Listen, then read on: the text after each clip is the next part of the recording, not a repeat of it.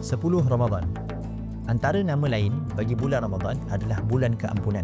Dalam bulan Ramadan, Allah Subhanahu Wa Taala mempunyai senarai nama-nama orang yang akan dibebaskan daripada api neraka, dan senarai itu akan diperbaharui setiap malam di dalam bulan Ramadan.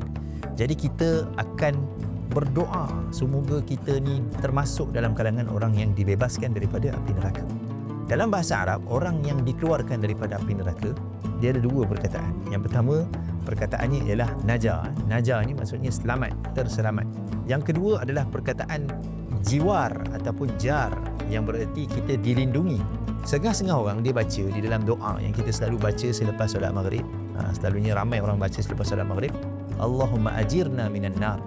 Ada orang dia tersalah bacaannya, dia sebut Allahumma anjina minan nar. Naja kalau sebut Allahumma anjina, itu yang salah lah, perkataan yang salah lah. Tapi maksudnya tidaklah lari jauh. Maksudnya apa?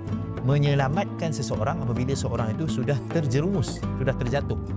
Kalaulah katakan kita ni wal'iyadzubillah telah ditakdirkan oleh Allah SWT, nama kita ni termasuk dalam nama ahli neraka, ataupun kita ni memang telah buat dosa, kita minta Allah SWT selamatkan kita daripada api neraka. Itu perkataan najah.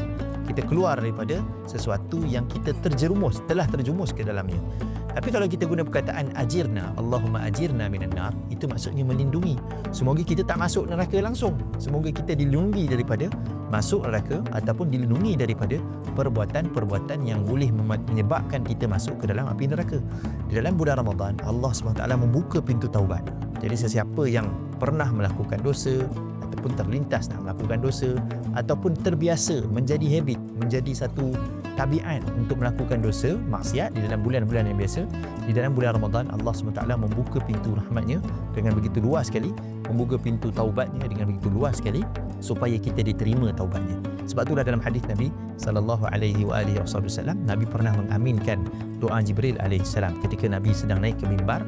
Antara doa yang didoakan oleh Jibril lalu Nabi SAW aminkan ialah orang yang masuk ke dalam bulan Ramadan lalu dia tidak keluar daripada bulan Ramadan dalam keadaan dosanya telah diampunkan, maka jauhkanlah dia daripada rahmat Allah. Lalu Nabi SAW pun mengaminkan doa itu.